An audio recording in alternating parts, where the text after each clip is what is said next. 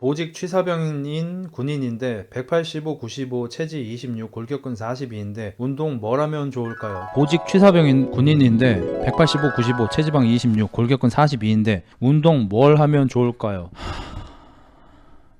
운동 뭘 하면 좋을까? 발 모르겠네. 머리를 쥐어 짜내보자. 뭐가 있지? 무슨 운동을 해야 되지? 달리기! 새끼야, 달리기! 달리기? 빨새끼야, 달리기. 체지방률이 26%인데 무슨 운동할지를 모르겠어? 달리기를 씨발 누구한테 물어봐야지 알 수 있냐? 달리기 몰라? 아쿠아맨이야 씨발. 물에서 살았어 너 어렸을 때? 너 아쿠아맨이야? 물에서 태어났어? 달리기 새끼야, 달리기. 제가 좀 사정이 있어서 소리를 지르긴 좀 그렇습니다.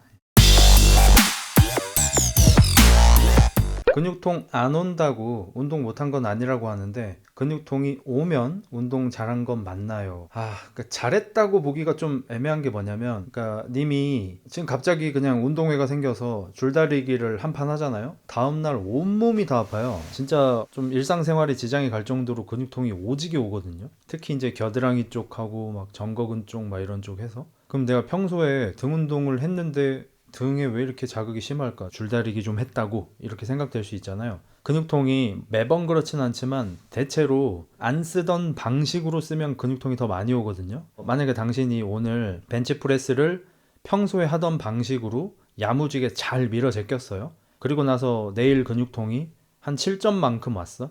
근데 그 다음 가슴 운동을 할 때 그냥 푸시업만 냅다 갈겼어. 헬스장 갈 시간이 없어가지고 푸시업만 그냥 집에서 한 300개를 했어. 근데 그 다음날 근육통이 9나 10이 올 수 있거든요. 그 이유는 그냥 안 하던 거 해서 그런 거예요. 근데 이제 많은 사람들이, 뭐 요즘에는 그런 일이 없지만 옛날에 많은 유튜브 운동 채널로 조금 휘둘리게 됐던 이유가, 운동 채널들이 맨날 특정 주기를 가지고 뭐 이번에는 이게 좋았다가 라고 했다가 한 두세 달쯤 있다가 이번에는 이게 좋았다 라고 했다가 또 두세 달 지났다가 이번에는 이게 좋았다 라는 식으로 계속 돌려가면서 얘기를 해요. 그럼 그걸 보는 사람들이 운동 방식을 주기적으로 좀 바꿀 거 아니에요. 바꿀 때마다 근육통이 더 심해지니까 이게 더 좋은 방법이구나 라고 착각을 하게 되죠. 근데 실제로 그렇지는 않죠. 근데 어쨌든 새로운 자극이 몸을 성장시키는데 뭐 꽤 중요한 이유 중에 하나니까, 운동에 변인을 주고 뭐 주기화 운동을 하고 프로그램을 바꾸고 루틴을 바꾸고 하는 것들은 좋지만, 그냥 근본적으로는 그냥 운동을 더 잘해야 한다, 열심히 해야 한다, 요걸 생각해야겠죠. 분할 같은 것도 마찬가지로, 내가 2분할로 운동을 되게 잘하다가 정체기가 왔어요. 그리고 나서 어느 채널에서 뭐 무조건 3분할 해야 된다, 4분할 해야 된다 이런 걸 보고 분할을 바꿨어. 그리고 나니까 운동이 막 갑자기 신나게 잘 되는 거야. 이러면 여태까지 내가 했던 분할이 틀렸구나라고 생각할 수 있잖아요. 근데 틀린 게 아닐 때도 많아요. 그냥 새로운 방식을 했기 때문에 자극이 더 좋아진 거지. 특수부대 지원하려고 하는데 헬스장에서 운동할 때 고립하는 게 좋을까요? 안 하는 게 좋을까요? 뭐 둘 다 하는 게 좋겠죠. 근데 보통 일반적으로 고립 운동은 바디빌딩 제외하고 쓸 데가 잘 없긴 합니다. 특수부대 훈련이 제가 뭔지 잘 몰라요. 저는 행정병이었기 때문에. 근데 뭐 넌지시 알 수 있는 거는 아무래도 좀 근지구력도 체력도 많이 중요하잖아요. 고립 운동은 그런 거에 그렇게 특화되어 있지는 않습니다. 오히려 안 좋을 수 있습니다. 예를 들어서 피지컬 아시아에서 이번에 했던 게임 중에 기둥이 뭐 대충 한 명치 정도 높이에 있고, 그걸 이제 뛰어넘으면서 왕복 10회를 하는 미션이 있었잖아요. 거기서 호주였나? 거기 파쿠르 아저씨가 겁나게 잘했었고, 윤성빈 선수가 이제 거기 출전을 했는데 중간에 갑자기 펌핑이 올라온다면서 갑자기 느려졌거든요. 그 문제가 있습니다. 윤성빈 아저씨는 되게 폭발적으로 힘을 방출하는 운동을 오랫동안 해왔잖아요. 스켈레톤 그거 제가 잘 모르긴 하는데, 처음에 탈 때 폭발적으로 바다다다 뛰어가서 거기에 타가지고 이제 조종을 하는 거니까 오랫동안 어떤 폭발적인 힘을 쓰는 운동이 아니잖아요. 크로스핏처럼. 그래서 그런지 통나무 넘기를 할 때도 허벅지에 펌핑이 와서 근육이 굳어서 스피드가 확연히 느려지는 그 시점이 생각보다 빨리 왔죠. 근데 파쿠르 아저씨도 자기가 파쿠르를 할 때 이렇게 오랫동안 퍼포먼스를 하지를 않으니까, 파쿠르도 뭐 수초 동안 다다다다 해서 빰빰빰 하고 이렇게 끝나잖아. 오랫동안 하지 않잖아요. 막 1분 이상 잘 안 하잖아. 그 아저씨도 꽤 힘들어 했는데 윤성빈 아저씨는 이제 훨씬 빨리 실패 지점이 왔죠. 근데 어쩔 수가 없는 게, 근데 윤성빈 아저씨가 그렇게 훈련을 안 했으면 뭐 그런 서전트 점프, 그런 제자리 점프, 제자리 멀리 뛰기, 아니면 뭐 그런 민첩성과 파워를 동시에 갖는 그런 몸을 못 가졌겠죠. 투기 종목 선수인데 맨몸 운동만 하다가 최근에 헬스장 등록해서 밀프 스쿼트, 데드, 오고보, 체중 1.5배로 수행할 정도의 신체를 만들고 플라이오 매트릭 같은 기능성 운동으로 넘어가려고 하는데 형 생각은 어때? 흑닭 잘 먹고 있어. 뭐 일단 감사드리고, 뭐 격투기 쪽 훈련을 제가 잘 아는 사람이 아니니까 한 귀로 흘리시길 바라며, 뭐 저도 예전에는 궁금해서 격투기 선수들 훈련을 이렇게 좀 찾아서 보던 때가 있었어요. 일단 제가 옛날에 처음 찾아볼 때는 그 프라이드하고 K1이 잘 나갔을 때, 그다음 UFC에서는 이제 막 인기가 많아지고 막 팀 실비아가 짱 먹고 막 그런 시기였는데, 팀 실비아 나오기도 전이었던 것 같네요. 그때 라이온스 댄이라고 플랭크 머시기인가? 아무튼 옛날 UFC 선수 중에서 레슬링을 기반으로 하는 개빡세게 훈련을 하는 어떤 짐이 있었어요, 체육관이. 거기 이름이 라이온스 댄이었고, 거기 들어가려면은 아무나 안 받아주고 엄청나게 가혹한 테스트를 받아야지만 받아주는 그런 곳이었는데, 제가 거기 그래서 훈련 뭐 스케줄 막 이런 거를 막 어디 뭐 검색해가지고 찾아봤는데, 뭐 예를 들어서 뭐 푸시업 50개, 스쿼트 50개,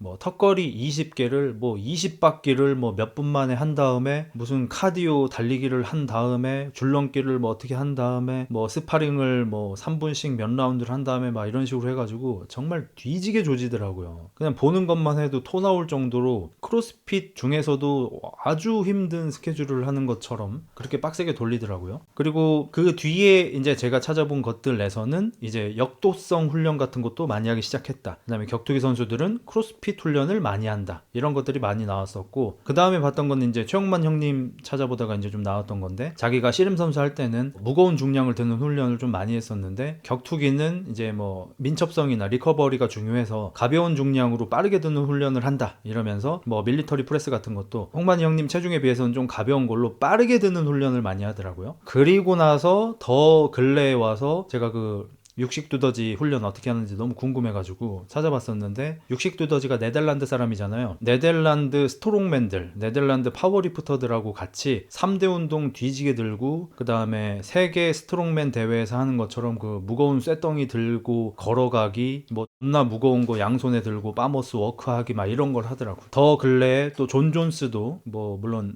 다들 약이 들어가는 사람들이지만 존 존스도 이제 파워리프팅 하는 사람들하고 같이 3대 운동 놀라게 조지고, 그래서 뭐 데드 뭐 250까지인가 성공했다 그러고 막 그러잖아요. 최근에 저기 뭐야 스테픈 커리도 체격이 NBA 선수 중에서는 왜소한 편인데도 불구하고 팀에서 데드리프트 제일 중량 많이 든다고 하고, 그러니까 이런 것들로 봤을 때 되게 다양한 훈련이 필요한 것 같아요. 케빈 벨라스케즈 100kg 캐틀벨 수행하는 거 보고 저기는 미친놈들이구나 싶긴 했지. 100kg면 진짜 들기도 힘든 걸 갖다 스윙을 조진다는 거는 11개월 차 고딩인데 대회 나가면서 꾸준히 할 생각인데 용돈 모아서라도 PT 받는 게 맞겠죠? 알 수 없어요, 그거는. 저 때는 운동을 배우면서 하는 시기가 아니었잖아요. 저 때는 유튜브도 아예 없었으니까 동영상을 보고 운동을 배우지 못했고, 책 보고 따라했단 말이에요. 잡지책에 있는 사진, 잡지책 사진에 동작이 4컷이 나와 있어요. 바벨 로우라고 치면 엎드려, 바벨 잡아, 땡겨, 놔, 이런 식으로 사진 4개가 있어. 그럼 그거 보고 그냥 따라했단 말이야. 근데 그렇게 해서 몸이 된 사람도 있고, 그렇게 해서 몸이 좋아진 사람도 있고, 그거 보고 따라해서 전국체전 나가서 메달 딴 사람도 있고, 다양하게 있잖아요. 그래서 님이 누군지냐가 되게 중요할 것 같은데, 만약에 돈을 좀 구할 수 있다면 아무래도 선수한테 PT를 받는 게 낫지 않을까, 뭐 그런 생각. 정성근 척추 전문의께서 아웃사이는 추천하지만 이너사이는 척추 건강 측면에서 추천하지 않는다고 하시는데, 형님은 어떻게 생각하시나요? 디스크 환자가 아니라면 신경 안 써도 될까요?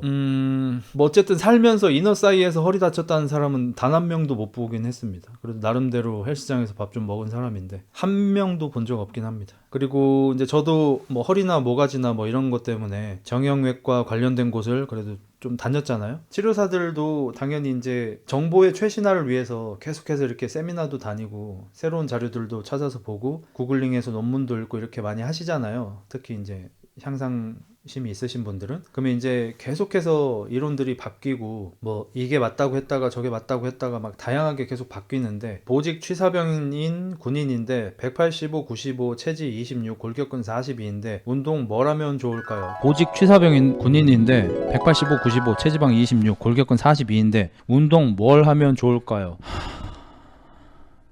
운동 뭘 하면 좋을까? 말 모르겠네. 머리를 쥐어 짜내보자. 뭐가 있지? 무슨 운동을 해야 되지? 달리기! 씨발 새끼야, 달리기! 달리기? 빨 새끼야, 달리기. 체지방률이 26%인데 무슨 운동할지를 모르겠어? 달리기를 씨발 누구한테 물어봐야지 알 수 있냐? 달리기 몰라? 아쿠아맨이야 씨발 물에서 살았어 너 어렸을 때? 너 아쿠아맨이야? 물에서 태어났어? 달리기 새끼야 달리기. 제가 좀 사정이 있어서 소리를 지르긴 좀 그렇습니다. 형님 6개월차 헬린입니다. 벤치를 열심히 해서 2달 전 무게를 1RM 90까지 올렸는데 그때부터 양쪽 어깨 후면 통증이 오기 시작해서 오히려 근력이 줄어든 느낌입니다. 처음엔 삼두 근육통인 줄 알았는데 PT쌤이 어깨 후면이라고 하시더라고요. 랩풀도 못하게 됐는데 상완골 전방활주일까요? 정형외과부터 가야 할까요? 저라면 병원을 갈 것 같습니다. 저 같은 놈이 진단해 줄 수는 없을 것 같고 일단 정형외과도 가보고 그 통증 재활 의학과도 좀 가보시는 게 좋을 것 같습니다. 밀리터리 프레스, OHP 같은 거예요? 조금은 다른데, 그러니까 원래 밀리터리 프레스는 그냥 서서 하는 걸 보통 얘기했었고요. OHP는 이제 오버헤드 프레스잖아요. 그래서 뭐 앉아서 하든 서서 하든 그냥 머리 위로 밀면 오버헤드 프레스인 거고, 밀리터리 프레스는 원래는 선체로 바벨을 얼굴 앞쪽에 가지고 있다가 이제 뒤통수 쪽으로 밀어내는 동작을 이제 밀리터리 프레스라고 많이 했었죠. 요새는 뭐 구분의 의미가 있나 싶긴 해요. 어깨 운동 가동 범위는 함부로 늘리지 말라고도 하던데, 그러니까 그것도 저도 이제 오늘 어깨 운동을 2세트 정도 했잖아요. 저는 이제 완전히 쇄골 높이부터 시작했는데, 이게 어깨를 만약에 이렇게 올려놓은 상태에서 바를 쇄골까지 내리려고 한다고 해볼게요. 그러면 어깨가 병신이 되겠죠. 근데 만약에 어깨를 밑으로 충분히 내려놓은 상태라면 쇄골 위치까지 내리는 게 그렇게 부자연스럽지 않겠죠. 그래서 어떤 자세로 하냐에 따라서 가동 범위도 좀 달라지겠죠. 뭐 찌찌 운동 같은 경우도 가슴 찍는 게 잘 안 된다고 하는 분들 보면은 보통 그냥 어깨 위치가 조금 나와 있거나 앞으로 돌아 있을 때가 많아요. 이러면 숨찍이 좀 힘들죠. 근데 어깨를 후인 하강을 해놓은 상태면은 애지간하면 다 숨찍 되거든요. 뭐 물론 뭐 그립이나 이런 거에 따라 좀 달라질 수도 있겠지만, 근데 또 최근에는 정거근을 활성시켜 놓고 굳이 가슴까지 찍지 말고 그냥 가슴 텐션이 좀 쭉 늘어나는, 정확하게는 뭐 이렇게 신장성 수축이겠지만 신장성 수축을 충분히 느끼고 그냥 빵빵 쳐라 이렇게 얘기를 하잖아요. 그러니까 저 어릴 때 배울 때랑 요즘이랑 또 좀 달라요. 근데 요즘 게 맞는 것 같아요. 제가 예전에 그 좀 되게 레전드 바디빌더 분이 유튜브 시작하셨을 때 그분이 초반에 올렸던 영상이, 자기들은 뭐 80년대 막 이럴 때 운동 시작할 때 뭐 딥스를 하든 벤치프레스를 하든 덤벨 프레스를 하든 후인 하강 하란 말 들어본 적도 없다고, 후인 하강을 자기는 유튜브 생기고 처음 들어봤다고 말씀을 하시는 거야. 굉장히 레전드 보디빌더인데, 우리는 항상 견갑을 그냥 제 위치에서 올바르게 움직이는 것에 신경을 많이 썼다. 그래서 등 운동을 할 때 위에서 당기면은 이렇게 위아래로 도는 거, 뭐 로우를 할 때는 앞뒤로 왔다 갔다 하는 거, 근데 벤치 후레스를 할 때는 견갑을 올바른 위치에 놓고 가슴 근육을 이제 늘렸다 줄였다 하는 그런 생각을 했지, 벤치 후레스 시작하는데 견갑을 굳이 뒤 모아서 아래로 내려놓고 여기에서 벤치프레스를 하는 걸 들어본 적도 없다는 거예요. 그분이 수많은 선수들하고 같이 훈련을 했을 텐데, 그 얘기 처음 들었을 때 뭔 소리야 했어요. 왜냐면 그 정도로 우리 때는 후인 하강이 기본이었거든. 근데 내가 뭔 소리야 라고 생각하기에는 그분이 너무 유명한 레전드 빌더였어요. 그래서 이제 저도 그러니까 한번 찾아봤는데, 실제로 후인 하강 하는 게 그냥 파워리프팅 방식이고 바디빌딩에서는 후인 하강을 그렇게 빡세게 안 잡는다라는 게 오히려 정론이었더라고요. 그래서 저도 그때 내가 알고 있는 게 다 정답이라고 생각하면 안 되겠다라고 생각을 하는 계기가 되었죠. 저도 한 2012년 그 정도 전에는 파워리프팅 이런 거 안 들어본 것 같아요. 정확하게 기억은 안 나지만 저는 2002년 때 운동 처음 시작했는데, 그때는 데드리프트라는 걸 못 들어본 것 같아. 스쿼트는 들어보긴 했지만 내가 잘 안 했고 3대 운동이라는 얘기를 못 들어본 것 같아요. 오히려 막 빅머슬 세븐 뭐 이런 거는 뭐 그나마 더 빨리 들어봤던 것 같고 3대 운동을 잘 못 들어봤어요. 스밴데가 되게 중요하다, 뭐 스밴데를 뭐 500을 쳐야 된다 이런 얘기를 들어본 적이 없어. 나도 어릴 때는. 나르 경계선 이딴 말 안 하니까 얼마나 듣기 좋냐. 반성하겠습니다.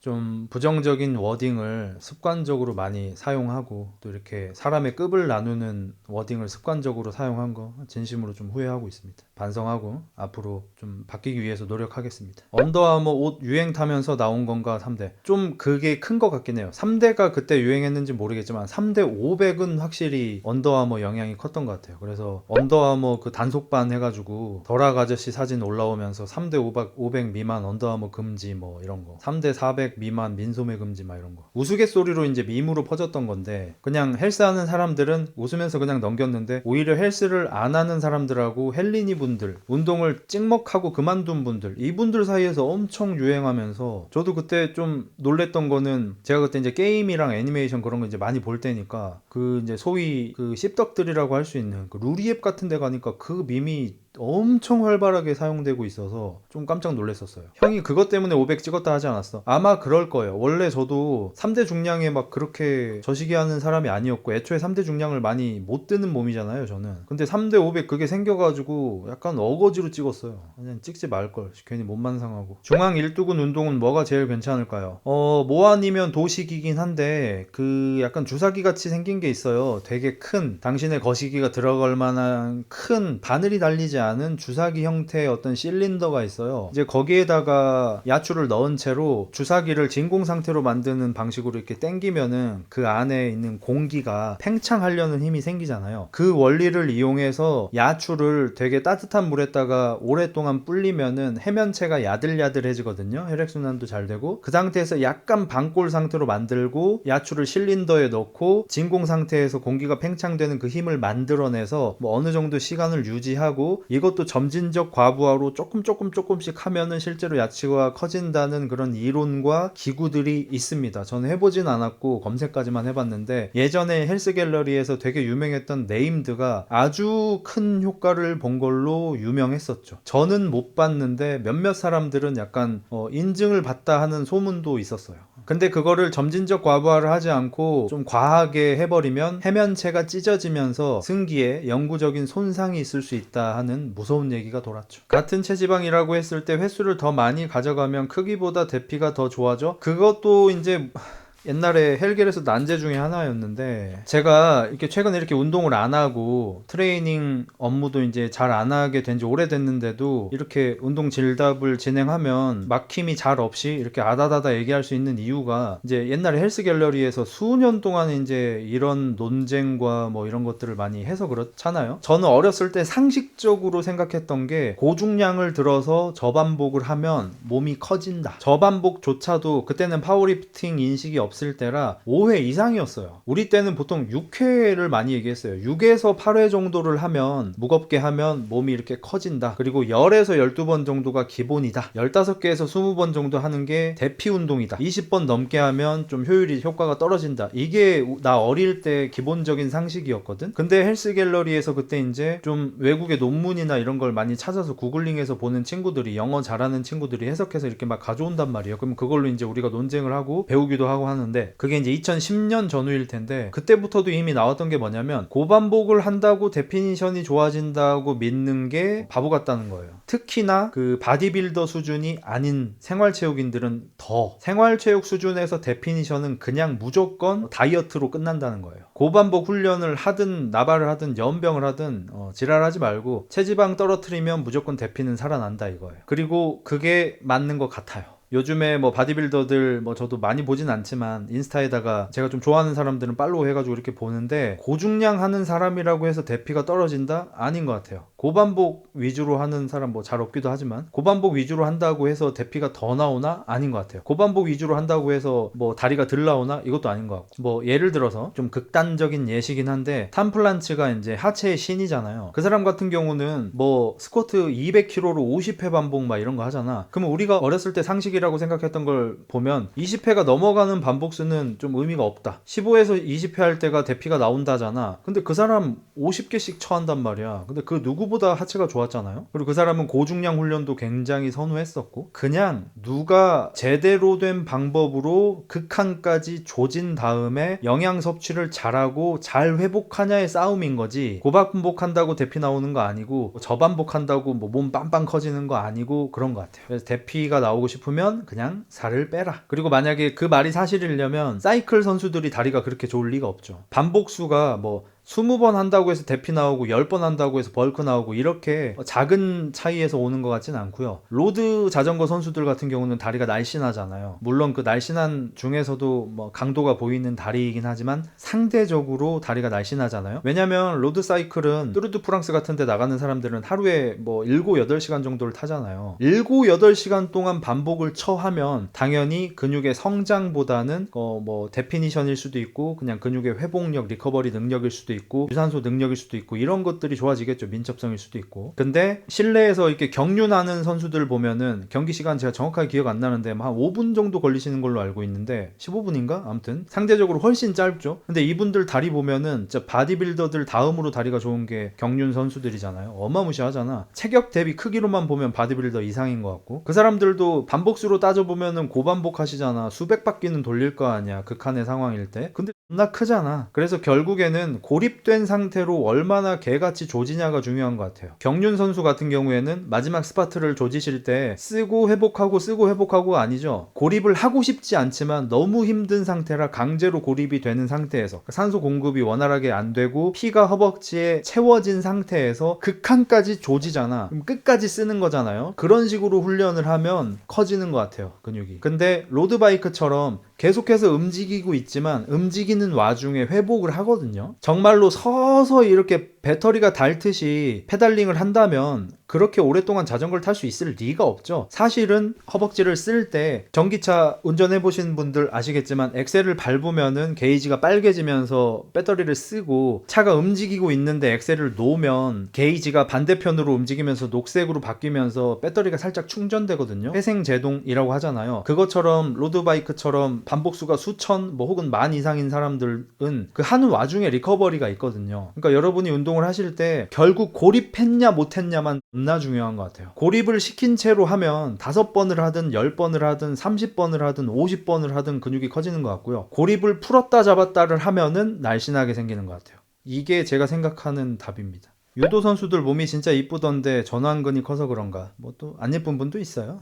체조 선수들 팔 근육 지리던데 이것도 제가 좀 궁금해서 나름대로 좀 찾아봤던 건데 체조 선수들이 삼각근하고 2두 3두가 진짜 개 오지잖아요. 그 제가 맨몸 운동에 좀 관심이 많아졌을 때 댄정님이었나? 아마 맞은 것 같아요. 댄정이라고 그 미국에서 군 생활 하신 한국계 미국 분이신 걸로 알고 있는데 그분이 이제 좀 인기가 많았었고 칼리스테닉스라고 해가지고 온몸에 문신 목까지 되게 많이 한 좀 날씬한 사람 있었거든요. 그 사람들 영상 이렇게 보면서 좀 제가 관찰도 하고 좀 이것저것 구글링도 좀 해보고 했었는데 결국에는 팔도 중량인 것 같아요. 그래서 저도 이제 어렸을 때 팔 근육은 고중량 하지 마라 작은 근육이니까 라는 말을 들었거든요. 이것도 다 개소리인 것 같아요. 저 어렸을 때 그러니까 제가 상식처럼 알았던 것들이 틀린 게 너무 많은 것 같아요. 사실 작은 근육도 고중량을 해야 해요.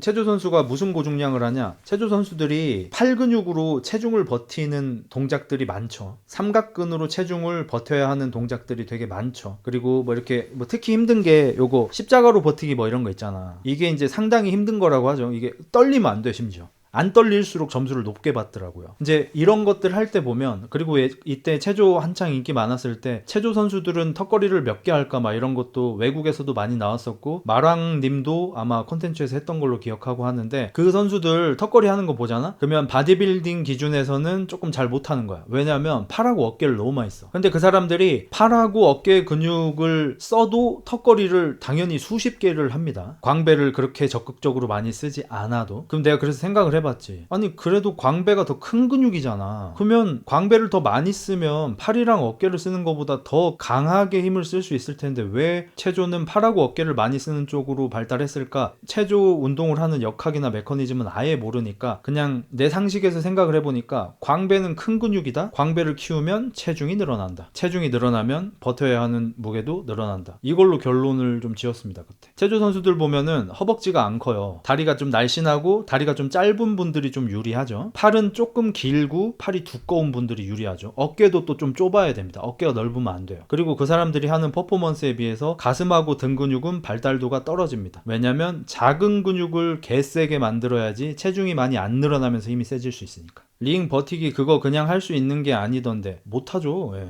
아마 웬만한 사람은 평생 동안 하려고 노력해도 안 될 겁니다. 형 수축 이완 운동 말고 버티는 운동도 근성장 많이 된대. 저 어렸을 때는 근성장이 잘 안 된다고 배웠는데 생각보다 많이 된다고 하더라고요. 뭐 그렇다고 해서 뭐 신장 수축하는 것보다는 덜 되긴 합니다. 매달리기는 되게 좋은 운동이죠. 그리고 체조도 이제 여자 선수들 중에서 이제 그 뭐 링이나 철봉 같은 거 안 하는 분들 보면은 팔 엄청 날씬하죠. 그 도마 그 뭐냐 평행대냐 뭐 평행대 뭐 이런 거 하고 이런 분들 보면 그래서 아이소메트릭 그렇죠. 이제 버티는 훈련도 사실 좀 해줘야 합니다.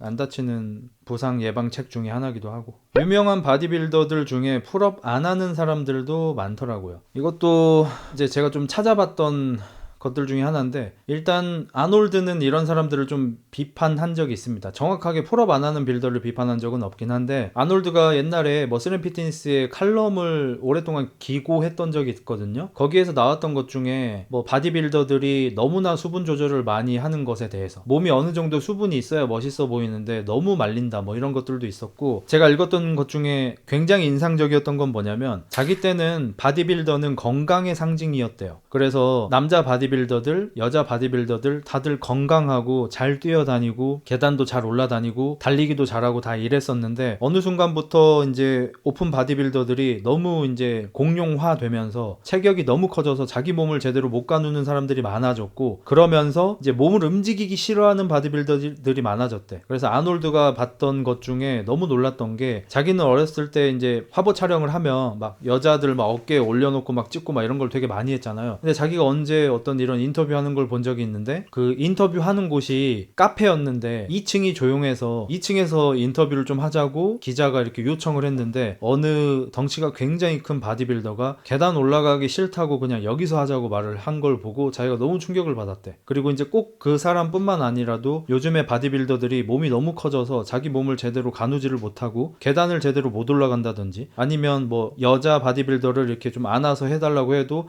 자기 근손실 올까봐 싫다 막 이런 식으로 얘기하는 거에 대해서 비판을 좀 많이 한 적이 있거든요. 저도 이제 프리웨이트를 많이 하지 않는 빌더들에 대해서 지금은 다시 좀 추세가 좀 바뀌는 느낌이긴 한데, 어쨌든 2010년대 정도에 프리웨이트를 잘 안 하는, 거의 하지 않는 빌더들이 이제 많이 늘어나기 시작했는데, 그것도 제가 이제 좀 찾아봤어요. 이제 제가 찾아본 게 다 정답일지 알 수는 없지만, 한마디로 쓸데없는 에너지를 낭비하는 걸 싫어하더라고요. 풀업을 하려면 등 근육만 잘 써야 되는 게 아니라 코어도 좀 잡아야 하잖아요. 흔들리는 체중도 잡아야 하잖아요. 그리고 뭐 살짝 점프해서 철봉을 잡아야 할 수도 있잖아요. 풀업하고 나서 뛰어내리는 동작 이런 것들 있잖아요. 이것 자체가 다 싫은 거야. 그냥 오로지 랩풀다운에 앉아서 아무 쓸데없는 에너지 낭비 없이 정확하게 등에만 타격을 밀어넣고 싶은 거라고 하더라고요. 벤치프레스 같은 것도 마찬가지로 저기 원판을 꼈다 뺐다 뭐 세팅을 했다가 떴다가 들고 나서 다시 언렉했다가, 이게 싫은 거야.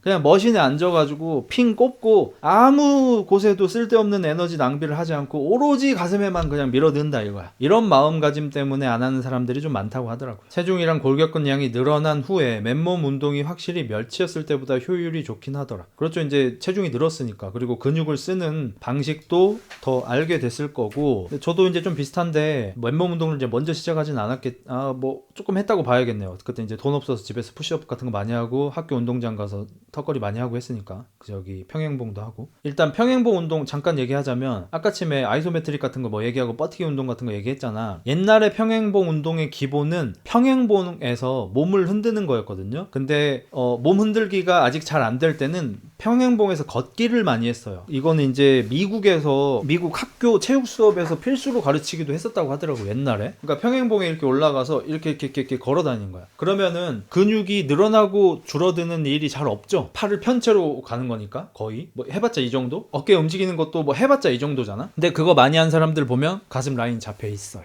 그 다음으로 하는 게 이제 평행봉에서 몸을 흔들어 제끼는 거죠. 요걸 해도 복근도 나오고 등도 얼추 나오고 가슴 라인 잡혀요. 이제 그 위에는 이제 당연히 내려갈 때는 팔을 구부리고 올라올 때 팔 펴고 딥스 동작이 추가되죠. 그거 하시는 분들 팔도 좋고 배도 좋고 가슴도 좋고 등도 얼추 나와요. 그러니까 저도 이제 어렸을 때 배운 상식으로는 무조건 최대 이완, 최대 수축, 이제 신장성 수축을 최대한, 그러니까 긴장을 한 채로 근육을 쫙 늘렸다가 그거를 꽉 쥐어짰다가, 이것만 마치 몸을 키우는 것처럼 배웠단 말이야. 저도 어렸을 때는, 00년대에는. 근데 나중에 보니까 그렇지 않더라고요. 오히려 다양성을 주는 게 더 중요하더라고요. 그래서 그런 훈련도 하고, 어떨 때는 무게를 더 꼽고 하프만 하는 훈련도 하고, 어떨 때는 원래 여기서 하는 걸 하프라고 하는데 밑에서 하프만 하는 것도 좀 해보고, 또 어떨 때는 버티는 운동도 좀 해보고, 어떨 땐 고중량, 어떨 땐 저중량도 해보고, 이런 식으로 다양하게 하는 게 좋은 것 같고요. 헬스를 한 다음에 다시 맨몸 운동을 할 때, 저 같은 경우는 이제 헬스를 하기 싫어 싫어졌던 시기가 있어요. 그때 이제 등산, 자전거, 농구에 빠져가지고 그거 많이 하러 다녔는데, 그때 제가 했던 게 맨몸 운동을 일단 좀 많이 했고, 하체는 파워리프팅 식으로 기능성 운동 뭐 이런 거 좀 많이 했었고, 아주 고반복 혹은 무겁게 저반복, 상체는 바디빌딩식 훈련도 했지만 이제 맨몸 운동도 좀 많이 하는 그런 거였는데, 확실히 그렇게 되니까 맨몸 운동도 더 잘하더라고요. 체중이 늘어나니까 옛날보다 뭐 푸시업 횟수가 훨씬 늘었다, 이건 아니에요. 왜냐면 저는 저 군대에서 체력 검정할 때 2분 동안 푸시업을 120개 이상 했었거든요. 항상 120 몇 개를 했었거든. 턱걸이 같은 것도 항상 20 몇 개씩은 당연히 했었고, 그때보다 횟수가 늘어난 건 아니에요. 왜냐면 체중이 너무 늘었으니까. 근데 몸은 더 키울 수 있게 돼요. 그러니까 맨몸 운동만 하던 시절에 푸시업만 하는 것보다 헬스를 해서 몸을 어느 정도 발달시켜 본 다음에 푸시업만 하는 건 달라요. 왜냐면 근육의 신경이 열려요. 열린다고 표현하는 게 어떨지 모르겠는데, 근신경이 있잖아요. 우리 그 뇌에 있는 거, 그 뭐지? 이름 또 까먹었는데, 아무튼 그 거미줄처럼 돼 있는 거. 그게 이렇게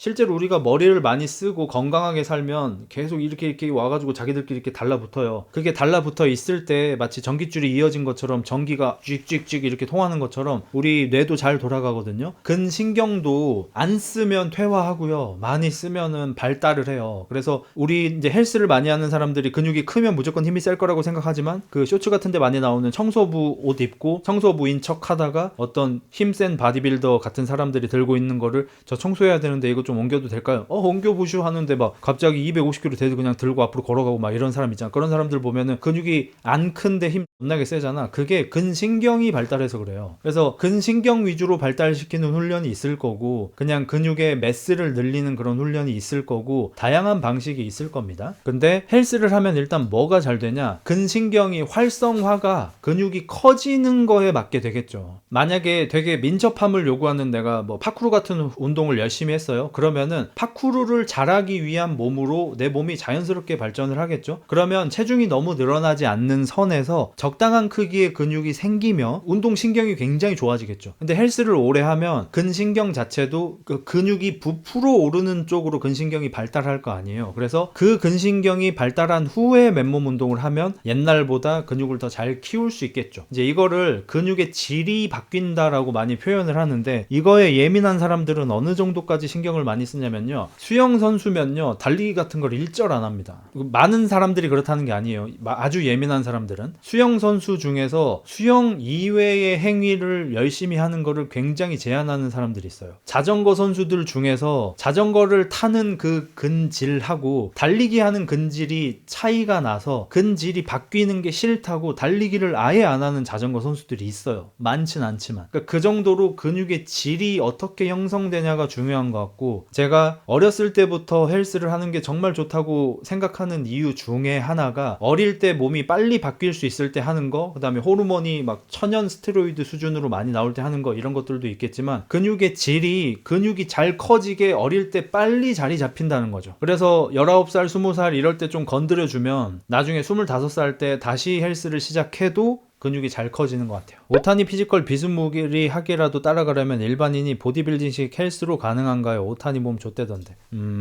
완전히 반대로 생각하고 계신 거예요. 자, 생각을 해봐요. 오타니의 몸은 무엇을 위해 그렇게 만들어졌나요? 야구를 위해서. 그러니까 오타니는 너무나 유전자가 좋아서 야구를 잘하기 위한 몸을 만들었는데도 불구하고, 많은 남성들이 봤을 때 이상적으로 뽑을 수 있는 어마무시한 근육질 체격을 갖게 된 거예요. 그럼 만약에 오타니가 야구 선수가 아니었고 바디빌더였다면 오타니의 몸은 지금보다 얼마나 좋았을까요? 아마 3배는 좋았겠죠. 그걸로 다가가야 해요. 만약에 당신이 오타니의 몸이 되고 싶은데 야구하면서 오타니 몸을 만들려고 한다면 안 되죠. 그거는 유전적 차이 때문에. 그나마 당신이 오타니가 갖고 있는 몸의 기능은 완벽하게 다 포기하되 오로지 외형만 비슷하게 만든다라는 목적을 가지고 바디빌딩을 뒤지게 조지면 그나마 오타니에 근접하게 비스무리하게 다가갈 수라도 있는 거죠. 이거 옛날에 제가 수영 선수 몸 되고 싶다 때 답답해서 어렸을 때 화를 많이 냈던 문제인데, 박태환 선수가 몸이 되게 멋있잖아요. 옛날 수영 선수 시절에. 박태환처럼 되고 싶어서 수영한다고 하는 거야. 수영을 쳐서 박태환처럼 어떻게 어떻게 되겠어요? 당연히 안 되겠죠. 박태환만큼 수영을 안 칠 건데 유전자도 존나게 딸릴 거고. 그러니까 박태환이 가진 몸의 기능적 부분은 전부 포기하고 외형만 따라가게 만들 수 있는 게 바로 헬스의 힘인 거예요. 당신이 오타니 몸이 되고 싶든 박태환 몸이 되고 싶든 뭐 권상우 몸이 되고 싶든 박재범 몸이 되고 싶든 당신이 되고 싶은 몸이 어떤 몸이든 간에 근육질 몸이라면 무조건 헬스 바디빌딩이 가장 효율적이고 효과적인 거예요. 수영선수 몸 되고 싶다고 수영하면 안 되고 야구선수 몸 되고 싶다고 야구하면 되는 게 아니고. 그리고 오타니는 애초에 좀 포기하는 게 나은 게 키도 190이 넘는 걸로 알고 있고 소두인 걸로 알고 있고 그냥 키가 커서 팔다리가 긴 게 아니고 키 대비해서도 팔다리가 길어요. 어깨 프레임도 존나게 넓고요. 거의 안 된다고 보시면 됩니다. 오타니는 너무 사기긴 해. 오타니 타자를 더 잘하나? 저 야구 잘 모르는데 안 다친 경우에 안 아픈 경우에 투수로 더 잘하지 않나? 홈런왕 비스무리하게 해버리긴 하지만 이것도 잠깐 덧붙이자면 옛날에 제가 뭐 어디 헬겔에 글 썼나 했는데 뭐 수영하면 막 다들 수영선수처럼 어깨 넓어지고 막 이런 줄 아는 게 너무 답답한 거야. 제가 그때 세월호 사건이 있은 다음에 수영을 할 수 있어야겠다라고 좀 생각을 해서 수영장을 잠깐 다니면서 그냥 물에서 수영이라는 걸 할 수는 있겠다 싶은 정도로 한두 달 정도 그냥 바짝 다녔던 때가 있는데 저도 약간 좀 의식을 하고 갔어요. 수영장에 가면 박태환처럼 어깨 넓고 몸 예쁘고 막 흉통 오지게 크고 막 이런 사람들이 있을 줄 알고 나름대로 이제 살짝 힘 좀 주고 들어갔는데 가봤더니 이걸 다 듀공밖에 없는 거야. 물론 몸 좋은 사람이 아예 없다는 얘기는 아닙니다. 덜어 있긴 한데 한 80%가 듀공이야. 다들 이제 체지방률이 높으시고 이제 배에 산소통 많이 달고 계시고 등에도 산소통 달고 계시고 옆구리에 주부 달고 계시고 이런 분들이 한 80%예요. 왜냐면 물에 오래 있으면 체온이 자꾸 낮아지려고 할 거 아니에요. 몸은 체온을 유지하기 위해서 지방을 쌓으려는 체질로 바뀝니다. 수영 선수들 같은 경우는 칼로리 소모가 워낙 극심하기 때문에 옛날에 펠프스는 하루에 10,000칼로리를 먹었다고 하죠. 박태환 선수도 뭐 5,000 이상은 먹었을 것 같고 워낙 에너지 소비가 많기 때문에 그 사람들은 살이 안 찌는 거지 일반적인 사람들은 그 10분의 1도 수영을 못 하잖아. 그래서 괜히 체질만 살찌는 체질로 바뀔 수가 있어요. 반드시 그런다는 건 아니고. 펠프스 하루 10,000칼로리 진짜이려나? 아마 진짜일 것 같은 게 그 사진을 한두 번 올린 게 아니에요. 오늘 뭐 아침, 오늘 점심, 오늘 저녁 해가지고 되게 많이 올렸었어요. 저 10년 동안 엘리트 수영했는데 웨이트 없이는 어깨 전혀 안 벌어지지만 더 잘 벌어지게 체형이 바뀌는 건 맞는 것 같아요. 벌어질 것 같긴 해요. 그 수영을 생각해보면 벌어질 수밖에 없을 것 같긴 해요. 근데 물론 사람 나름이겠죠. 뭐 견갑이 좀 안 벌어지는 분들은 통짜인 분들은 안 되겠죠. 근데 애초에 수영 선수들은 역삼각형 몸매가 유리하니까 애초에 어깨가 잘 열리는 체형인 분들이 수영 선수를 하고 있을 확률이 매우 높겠죠. 평택에서 속초까지 자전거 소모 칼로리 9,000kcal 선수들이면 10,000 칼로리 정도야 가능할 듯. 1만을 그러니까 운동으로 다 쓰진 않을 거고 당연히 이제 기초 대사량이랑 뭐 이런 게 있을 테니까. 근데 그 정도로 많이 배가 고픈 것 같더라고. 그래서 펠프스는 진짜 대단한 게 그 뭐 오늘이 무슨 요일인지 몇 월 며칠인지 뭐 이런 것도 아무것도 모른다잖아요. 그냥 새벽에 일어나서 나가서 훈련하고 밥 먹고 수영 치고 밥 먹고 수영 치고 밥 먹고 수영 치고 길게 자고 밥 먹고 수영 치고 밥 먹고 수영 치고 잠깐 낮잠 잤다가 밥 먹고 수영 치고 밥 먹고 수영 치고 길게 자고 이걸 계속 하는 거니까 진짜 대단한 것 같긴 해. 올림픽도 한 번 나간 거 아니고 한 3번 나가지 않았나? 어떻게 20년을 그렇게 살아 사람이. 오타니 16시간 자는 거 어떻게 생각해? 16시간 잘 수 있는 게 대단하긴 하네. 수면은 제가 이제 최근에 뇌과학 쪽에 관심이 많아서 좀 받다 보니까 어젠가 오늘도 이제 쇼츠가 하나 뜬 건데 지금 되게 부자인 사람들은 수면에 엄청나게 신경을 많이 씁니다. 그러니까 잘 자는 것. 그냥 자는 거 말고 잘 자는 거. 하루에 약 7시간에서 8시간 정도를 어떻게 하면 숙면을 취할지를 엄청나게 중요하게 생각하더라고요. 뭐 일론 머스크 같은 그런 예도 있겠지만 소위 이제 빌리어네어라고 불리는 사람들 중에서 특히 젊은 억만장자들 중에서는 뇌를 잘 쓰고 싶어서 웨이트 트레이닝을 하고 뇌를 잘 쓰고 싶어서 유산소 운동을 하고 뇌를 잘 쓰고 싶어서 수면의 질을 높이는데 많이 고민을 많이 한다고 하더라고요. 운동을 좀 빡세게 하는 사람들은 낮잠도 많이 중요하다고 합니다. 흑인이 수영 못한다 하기에는 세계 선수권에서 흑인 선수들이 금메달 많이 따고 있어서 차별점이 없는 듯. 아마 손발이 큰 게 좀 유리할 것 같고 흑인들도 이제 전부 다들 그렇게 수영에 불리한 체형만 있지는 않을 테니까 뭐 다양하게 있을 것 같아요. 아프리카 같은 경우도 기억이 자세히 안 나긴 하는데 뭐 서아프리카, 동아프리카인가 뭐 이렇게 좀 경계를 나눠서 우리가 생각하는 그 유명한 흑인들의 피지컬 막 프레임도 좋고 막 막 팔다리 길고 이런 흑인들만 다 있는 게 아니라 흑인들 중에서도 우리 생각보다 체격 대비 얼굴이나 머리 사이즈가 좀 크시고 팔다리가 그렇게 길지 않고 가느다랗고 이런 흑인 분들도 계시다고 하고, 그분들 중에서 이제 마라톤 같은 거 이렇게 잘 뛰시는 분들이 꽤 많이 나오고 했죠. 마라톤 흑인 선수들 보면 다리 길이가 미쳤던데, 나도 그 훈련하는 것 중에 하나 봤는데 동양 선수였나? 뭐 같이 뛰는데 진짜로 흑인 선수가 3발 뛸 때 동양 선수가 5발을 뛰어야 되더라고. 마라톤은 키 대비 다리 길이가 긴 게 유리한 것 같긴 해요. 흑인이 닌자하면 진짜 잘할 듯. 조심. 인종마다 잘하는 종목이 있긴 한 것 같음, 확실히. 그게 깨지고 있는 게 이제 요즘 스포츠 과학이긴 합니다. 일본이었나? 그 단거리 육상에다가 지금 투자를 좀 많이 하고 있고 그 성과가 나오고 있는 걸로 알고 있고, 막 중국 같은 경우도 뭐 무슨 종목이었더라? 뭐 기억은 안 나는데 뭐 서양 사람들이 다 지배하고 있는 이런 종목들에 투자를 해가지고 막 성과가 나오는 걸로 알고 있고, 그 우리가 알던 것보다 인종 간의 어떤 신체 능력적인, 운동 능력적인 차이가 그렇게 크지 않다는 게 요즘 추세긴 하고요. 조만간 테니스 섹스 대결이 있거든요. 오해 없으시기 바랍니다. 테니스로 뭐 어떻게 한다는 게 아니고, 테니스 남녀 대결이 이제 또 오랜만에 있게 되는데, 여자 선수는 이제 아마 탑급 선수인 것 같고 남자 선수가 막 랭킹 600등인가 막 이런 사람하고 하게 됐는데, 여자 선수 코트를 9% 작게 그려준대요. 남자 선수 코트가 100이면 여자 선수 코트는 91 정도 크기로 그려준다고요. 그 근거가 남녀의 민첩성 차이가 9% 정도 난대요. 그러니까 우리 생각보다 별로 안 나는 거야. 나는 솔직히 남녀의 차이가 막 한 30%는 나지 않을까 이렇게 생각했거든. 50%까지는 안 나는 것 같고 한 20%는 넘게 나는 것 같고 한 30% 나지 않을까 이렇게 생각했는데, 과학적으로 테니스 선수들 남녀의 민첩성, 순발력 차이가 9%밖에 차이가 안 난대. 그래서 여자 선수 쪽 코트를 9% 작게 그려주기로 했다고 합니다. 남녀의 차이도 그 정도밖에 차이가 안 난다면 같은 성별의 인종 차이가 얼마나 날 것인가. 그렇게 차이가 많이 안 나나 봐요. 농구는 뭐 물론 잘하는 사람의 숫자를 가지고 오면 그렇게 안 되겠지만, 저 개인적으로 만약에 야오밍이 미국에서 태어났다면 샤키로닐급 선수였을 거라고 확신하긴 합니다, 솔직히. 일단 야오밍은 인종차별도 많이 당했고, 그 파울 콜도 진짜 너무 안 좋게 받았고, 중국에서 혹사당해가지고 피로골절이 와서 선수 생명도, 전성기도 좀 짧게 가져가서 그게 너무 아쉽지, 만약에 미국에서 태어나서 어렸을 때부터 좀 체계적인 시스템 하에서 뛰고 쓸데없이 국가한테 봉사 안 하고 이랬으면 저는 샤킬 오닐급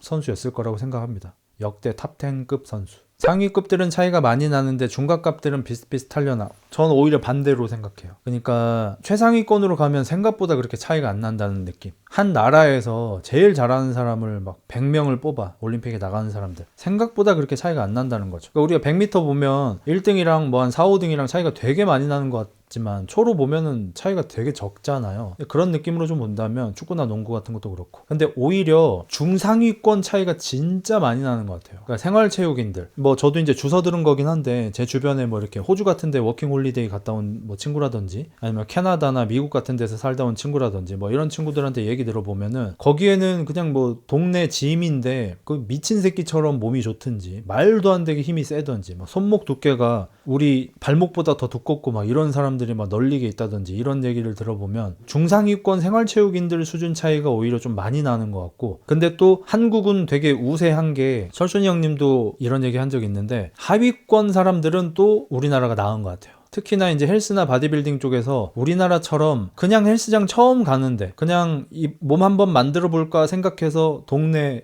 집 근처 헬스장 등록을 하는데, 우리나라처럼 어떻게 운동해야 되고 루틴 어떻게 해야 되고 분할 어떻게 해야 되고 벤치프레스 할 때 뭐 팔꿈치 각도 어떻게, 이런 걸 찾아보는 사람들 자체가 잘 없대, 미국에는. 그냥 지 꼴린 대로 한다 이거야. 근데 이제 그 중에서 이제 많이 노력을 많이 하고 재능도 좋고 이래서 이제 중상위권으로 가는 생활체육인들은 수준이 굉장히 높은데, 중하위권인 사람들 보면은 진짜 저 사람 저렇게 운동해도 되나 싶게 말 같지도 않게 지 맘대로 한다 하더라고. 아시아 피지컬 100만 봐도 꿀팁이 얼마나 중요한지 알 수 있죠. 이번에 전략이 조금 아쉽긴 했죠. 그냥 좀 전략 실패라고 생각합니다. 그리고 이제 훅그립 같은 거 이렇게 알려주고 해가지고 조금 손실이 좀 있었던 것 같고, 처음 하면 하기 싫죠, 훅그립. 엄지손가락 아프고. 아프리카의 기구 시멘트로 만드는데 몸 좋은 놈들 많더라. 그게 이제 구라가 많다고 합니다. 실제로는 헬스장 다니고 보충제 먹고 막 스테로이드도 쓰고 이런 사람인데 인스타그램이나 유튜브 같은 데 올릴 때 어디 옷 거지 같은 거 하나 구해가지고 입고 바지만 입고 시멘트로 만든 거 이렇게 드는 신용만 하는 경우가 많다고 해요. 그래야지 이제 다른 나라 사람들이 속아서 다 봐주니까. 저도 속았어요 옛날에. 뭐 옷 해진 거 막 입고 그냥 그런 척 한다고 하더라고요. 시멘트 그거 해봐야 몇 킬로 안 될 듯. 제가 헬스장, 그러니까 트레이너 일 처음 시작한 헬스장에서 할아버지가 세 분이 계셨는데, 두 분은 되게 좋은 분이었고, 한 분은 좀 별로인 분이었거든요. 그래서 제가 옛날에 이제 썰도 막 풀고 한 적이 있는데, 그 좋았던 두 할아버지 중에 한 분이 그 소위 젊었을 적에 동네에서 힘 좀 쓴다 했던 그런 분이셔요. 근데 그분이 제가 이제 좀 운동을 좀 친절하게 좀 알려드려가지고, 운동을 오래 하셨는데도 불구하고 이제 처음으로 좀 바른 자세로 운동을 하시게 됐어. 그래서 이제 저랑 좀 친해져서 이런저런 얘기를 해줬는데 자기 세대 사람들이 젊었을 때 어렸을 때 막 힘 되게 셌다고 많이 착각하면서 살았던 것 같아. 자기가 이제 최근에 헬스장을 다니면서 좀 체계적으로 훈련을 해보니까 우리가 어렸을 때 이제 동네에서 시멘트로 만들어 놓은 이렇게 벤치프레스가 있으면은 수작업으로 한 막 그거 들고 막 힘 되게 센 줄 알고 시멘트 달려있는 걸로 막 머리 위로 드는 동작 같은 거 하면서 힘 되게 센 줄 알고 했는데 지금 생각해보니까 그 무게 좆도 안 나갔던 것 같아. 그때보다 오히려 무거운 걸 드는 힘만 놓고 보면 지금 내가 더 센 것 같다라고 말씀하시더라고. 물론 체력이나 뭐 이런 건 그때가 훨씬 좋겠지만 과거 미화가 좀 있긴 해요. 로즈 모란트 자이언 운동신경 누가 최고인가요? 그 운동신경이라는 게 우리는 기본적으로 스피드, 파워, 뭐 점프력 이런 것들 이렇게 눈에 되게 강렬하게 보이는 것들 위주로 생각하지만 사실 뭐 밸런스라든지 유연성이라든지 뭐 세부적인 조절 능력이라든지 이런 것도 전부 운동신경이잖아요. 그런 것까지 생각해보면 로즈나 모란트도 운동신경이 당연히 어마무시하게 뛰어나겠죠. 근데 일반적으로는 비슷한 운동신경을 가졌으면 체격이 큰 사람을 더 높게 쳐줍니다. 릅갈통을 NBA 역사상 최고의 운동신경으로 많이 꼽는 이유도 사이즈 때문이죠. 마이클 조던하고 르브론 제임스하고 마이클 조던이 더 유연하게 움직였던 것 같아요. 릅갈통이 조금 더 강한 것 같고. 근데 그 둘이 비슷한 운동신경이어도 아무래도 갈통이를 좀 더 쳐주는 게 체급이 훨씬 크죠. 키 차이도 꽤 나고 체중 차이 많이 나고. 그래서 오죽 그랬으면은 칼말론의 몸뚱아리로 마이클 조던처럼 뛰어다닌다라고 말을 했을 정도니까. 그리고 실제로 마이애미 때는 체중이 120kg를 넘었었다고 하죠. 칼말론보다 체중이 더 많이 나간 거야. 근데도 마이클 조던처럼 뛰어다녔으니까 대단한 새끼긴 하고, 이제 자이언은 그런 르브론보다도 더 무거운 몸으로 더 높이 뛰니까, 뭐 스피드가 더 빠르진 않겠지만 더 높이 뛰니까 미친 새끼긴 해요. 팔이 짧으면 근육이 더 잘 붙는 것보다 채울 공간이 많이 없어서 그렇게 보이는 거죠. 네, 그럴 때가 많습니다. 그래서 중급자까지 할 거면 사실 팔 짧은 게 그렇게 나쁘지 않아요. 잘 차니까. 빨리 두꺼워 보이고 빨리 발달돼 보이니까. 근데 이제 중급자 이상까지 가고 싶으면, 상급자 가고 싶고 대회도 뛰고 싶고 이러면 팔이 긴 게 좋은 거죠. 그래서 하체 같은 경우도 저 어렸을 때 제가 이제 좀 군산 출신이고 이러다 보니까 자세히 기억은 안 나는데 그냥 어렴풋이 기억났던 게 막 양키 막 이런 거 이렇게 하면서 그 뭐 이렇게 외국인들은 다리가 약점이라서 만약에 싸우게 되면은 다리를 발로 차야 된다 막 이런 얘기를 막 동네 아저씨들 삼촌들이 했던 걸 들었던 기억이 얼핏 나요. 근데 그게 이제 사실 잘못된 얘기죠. 운동을 하는 사람 기준으로 했어. 일반인 사람은 모르겠는데, 왜냐면 서양 사람들이 팔다리가 기니까 가늘어 보이는 거지 실제로는 두껍죠. 동양 사람들이 팔다리가 짧으니까 빨리 두꺼워 보일 수 있는 거지. 미국 애들 프레임 진짜 존나 크긴 해. 제가 이제 구미에서 트레이너 생활을 오래 했잖아요. 그리고 제가 그때 이제 뭐 나름 몸도 좀 올라오고 운동 신경이 좀 좋고 이러다 보니까 가오가 찼어요. 그때도 이제 어깨 햄버거 좀 들어갔어. 그리고 이제 제가 그때 그 어깨 프레임을 넓히는 그런 훈련을 좀 열심히 해가지고, 제가 지금 이제 다 무너졌지만 그때 이제 어깨도 넓고 삼각근도 꽤 좋고 이랬었는데, 그래서 막 그냥 다닐 때 막 이러고 다닌 거야 막. 이러다가 구미하고 대구 사이에 칠곡이라는 곳이 있어요. 보통 이제 대구 칠곡이라고 불리는 곳도 있고 칠곡군도 있고 또 외관역이라는 외관도 있고 해서 구미하고 대구 사이에 약간 촌인 곳이 있는데, 여기에 미군 부대가 있어요. 외관역 근처에 아마 있을 겁니다. 미군 부대가. 이제 거기에 미군들이 먹는 햄버거, 샌드위치, 뭐 피자 이런 거 파는 가게들이 좀 있어서 이제 구미에서 커플들이 좀 이렇게 자주 다니고 이렇게 했었거든요. 저도 이제 그때 사귀던 여자친구하고 거기 가가지고 이제 미군 돈가스 좀 먹어보자 해서 이제 갔다가, 거기 이제 제가 아베크롬비 티를 입고 어깨 막 이렇게 하고 김미더 돈가스 이러고 이제 갔을 거 아니야. 근데 거기 가서 이제 미군들을 보고 조용히 어깨를 접었죠. 스미마생 데시다. 존나 크더라고 진짜. 비벼볼 수 없겠다 하는 그런 느낌. 이거는 승부를 할 수 없다. 여군도 존나 크던데 저게 진짜 여러분 뭐 이제 여러분도 다들 보셨겠지만 그 미군 분들 중에 제가 이제 또 뭐 여름에도 가보고 가을에도 가보고 이제 자주 가봤을 거 아닙니까? 그때 아마 여름쯤이었을 것 같아요. 아베크롬비 흰색 반팔티 입고 갔을 텐데 일단 한 흑인이 키가 한 190쯤 되는데 진짜 줄리엔강 같은 사람 있어가지고 진짜 깜짝 놀랐었고 그 사람은 기차에서 봤었어요. 또 이제 당연히 이제 뭐 백인도 있고 약간 인종이 좀 불확실한 약간 까무잡잡한 피부인 분들 막 그런 사람들 보는데 몸이 겁나 두꺼워요. 일단 이게 큰 건 큰 건데 이거 안 큰 사람도 옆에서 봤을 때 몸이 존나 두꺼워 진짜. 그래가지고 기가 죽는데 특히나 그 약간 흑인 쪽 여성분인데 100kg가 넘어갈 것 같은 사람들이 있어. 키는 뭐 대충 160 후반 정도 되죠. 170, 160 후반쯤 돼. 꽤 큰 편이죠. 근데 그 사람들조차도 여자분인데도 엉덩이가 내 배에 와 있어. 키가 나보다 10몇 센치 작은 분들인데도 이제 군화를 신고 해서 뭐 그런 것도 있겠지만 그 남산만한 궁뎅이가 내 배에 이렇게 올라와 있고 진짜 뻥 안 치고 엉덩이가 진짜 내 대갈통보다 훨씬 큰 엉덩이 두 개가 이렇게 빡 돼 있는데 진짜로 엉덩이가 여기를 보고 있어 진짜로. 우리 엉덩이는 이렇게 돼 있잖아. 근데 그 흑인 여성분들 중에서 운동을 하는 빨크 있는 분들 보면은 힙이 이렇게 돼 있는 거야. 그리고 엄청 멀리 와 있어 엉덩이가. 그거 보고는 진짜 기가 좀 죽더라. 이 사람하고 뭐 씨름을 하든 뭐 닭싸움을 하든 뭘 하면 뭐 내가 진짜 날라가겠구나 싶더라고. 여잔데도 얼굴은 또 엄청 작고. 그래서 그 얼마 전에도 제 채널에 준신님이라고 예전에 이제 돈에 많이 해주시던 감사한 분 계시죠. 그분이 한국에 와가지고 만나 뵀거든요 한 분. 근데 그분이 저를 보더니 그래도 그때면 지금보다는 체격이 조금 더 클 때인 것 같은데 미국에 오면은 날씬하다는 얘기를 좀 들을 거다. 운동은 그래도 좀 하네, 몸 관리 좀 하네 하는 그런 날씬한 느낌을 일 거다. 미국에서는 평균 체격 되기도 쉽지 않다 이러더라고요. 그래서 내가 그 미군 부대에 아베크롬비 입고 갔을 때 그 미군들이 나를 어떻게 생각했겠냐고. 저 새끼 저거 황철수인데 미군. 철순이 형님은 몸이 엄청 예뻐요 진짜. 저는 이제 보고 깜짝 놀랐는데 철순이 형님 보고 제일 놀랬던 게 뭐냐면 일단 동양 체형 자체가 아니야. 몸 자체가 그냥 몸을 보자마자 특히 뒷모습이 그냥 몸 보자마자 아 이거는 외국인이다라는 느낌이 듭니다. 얼굴 보기 전에 그 뒷모습을 보면. 그리고 굉장히 비율이 엄청 좋고요. 되게 멋있는 체형이시고 가까이서 봤을 때 제일 놀랬던 거는 가슴 여기 있잖아. 쇄골이 있고 가슴 여기 제일 윗부분 있죠. 여기가 진짜 그 북두의 권처럼 이렇게 나와 있는 사람을 처음 봤어. 그러니까 내가 뭐 이렇게 오픈 빌더나 이런 사람들을 볼 일은 잘 없었으니까 시골이고 이러니까 바디빌더를 봐도 그 정도 수준은 내가 못 보잖아. 근데 진짜 윗가슴 뭐 발달되고 이런 사람은 본 적 있죠. 저도 뭐 지잡 대회긴 하지만 대회도 뛰고 했으니까 거기 세비급들 보고 했으니까. 근데 쇄골 바로 밑에 여기 윗가슴 여기가 진짜 북두의 권처럼 이렇게 나와 있는 사람을 처음 봤어 진짜. 난 진짜 깜짝 놀랐어. 여기가 어떻게 그렇게 튀어나올 수가 있는지. 야마모토라는 선수가 근력 운동 안 하고 유연성만 키운다는데 구속 존나 잘 나오고 이번에 월드 시리즈 MVP 받았던데. 저도 쇼츠로 떠서 뭔지 대강 아는데 공은 근력으로 던지는 게 아니라서 몸을 고무줄을 이렇게 쫙 당기는 것처럼 몸을 이렇게 활처럼